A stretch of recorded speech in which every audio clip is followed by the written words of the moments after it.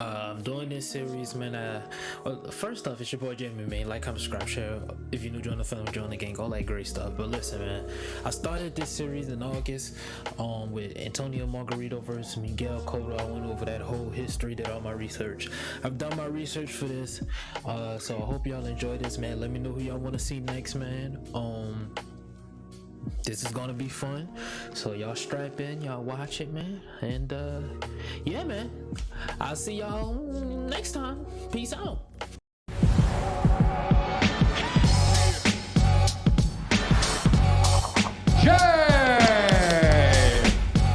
This all started at UFC 211 when Jorge Masvidal squared off against Brazilian Demian Maia.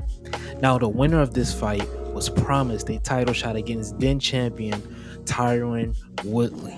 Unfortunately, Jorge Masvidal came up short when he lost a split decision to Demian Maia, and Dana White at the post-fight press conference confirmed that Demian Maia had the next title shot against Jorge Masvidal. Jorge Masvidal was hurt because he believed that he thought he won. Not long after this, Jorge Masvidal's teammate, highly touted wrestler Colby Covington, then gets a shot to redeem his friend as he gets to face Demian Maia in the co-main event of a UFC fight night.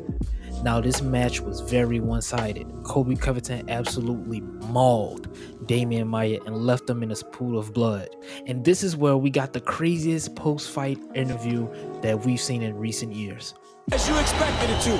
I should have knocked him out. Brazil, you're a dog. All you filthy animals suck. I got one thing to say. Tyron Woodley, I'm coming for you. According to Dan Lambert, Colby Covington's then manager and owner of American Top Team, he had no choice. He had to cut that promo. And from that day forward, the persona of Colby Covington was created. And after the fight, Sean came up to me and just basically said, hey man, he's got one fight left on his contract. He's beating guys we want to promote. Fans aren't getting into him, so if you want to start looking for something else for him to do after his next fight, go ahead, because we're not going to re-sign him. That was a wake-up call. That was a slap to the face from Sean. So pretty much that night, he started thinking, what can I do to set myself apart? What can we do to make me different? What can I do to get some attention? And what he did his next fight with Demian Maia obviously worked because he went from being cut or not re-signed after that fight to getting an interim title shot in his very next fight. UFC 225, Rafael dos Anjos versus Colby Covington for the interim welterweight championship. Colby Covington wins a very, very convincing decision off of Rafael dos Anjos. But while the two should have been celebrating, they were arguing over something very more personal to Jorge Masvidal. That's not true. Also, he ripped off my coach. It was his coach. We were with him till his title fight. After he won the title, he owed him a certain amount of money. Didn't pay him. I said, if you don't pay him, I'm gonna F you up. My coach got him to tweet it. Doesn't have to be like this. Let it slide. Blah blah blah. Since then, I ain't talked to the dude. It's been about, I don't know when he won the title, a year and some change. Coach Paulino Hernandez, 12.5 grand, and you never paid your coach. Colby, is this true?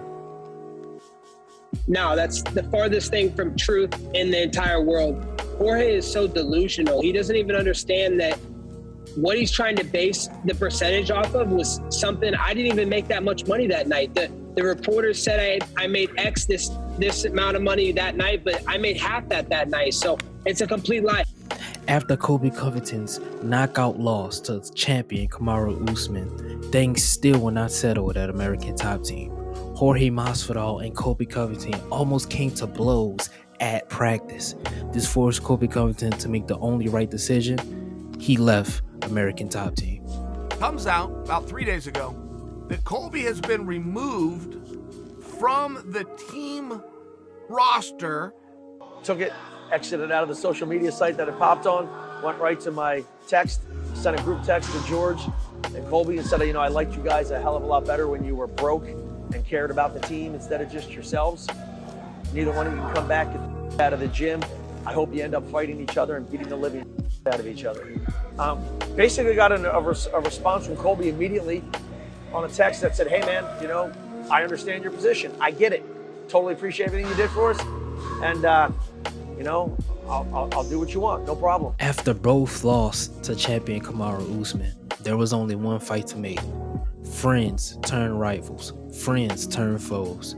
Jorge Masvidal versus Colby Covington, UFC 272. Fight starts, and it's very clear on what Colby Covington wants to do. He wants to get Jorge Masvidal down to the ground. But Jorge Masvidal put up a great fight. He even knocked down Colby Covington, but it still was not enough. Absolutely drowned by Colby Covington. He couldn't do anything about it. After the fight was over, these two were still chirping. Yes, still chirping.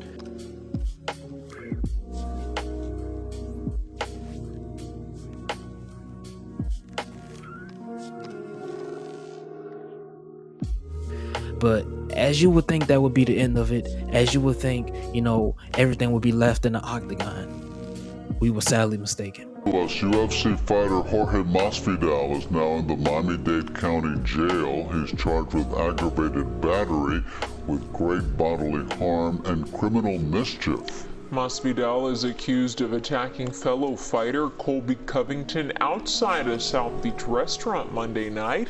Masvidal took off, but his lawyer called Miami Beach police and Masvidal turned himself in. He'll have to go to bond court in the morning. On this show your face challenge, what's up? I'm from Dade County. You talk that shit, you gotta back it up. That's how my city rolls, man. So it turns out that as Colby Covington was leaving the steakhouse, Jorge Masvidal, with a mask on and his hoodie on, attacked Colby Covington from behind, hit him with 3 to 4 punches, chipping his tooth and fracturing his wrist. And yes, there's more. Yes, and he damages the $90,000 Rolex that Colby Covington was wearing. Colby Covington decides to press charges, and now Jorge Masvidal is in jail on bond of $15,000 on 2 felonies.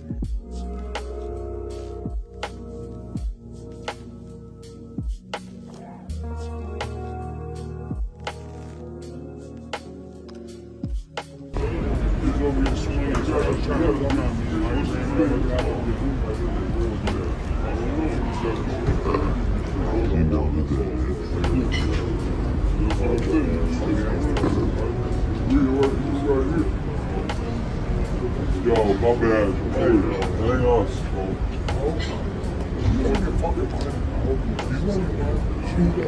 How would he know me? How would he know me? You're on the other. I'm on the other. Stop. That's just unfucking obvious. That's what happens. This guy really is fucking heavy. Hey, bro.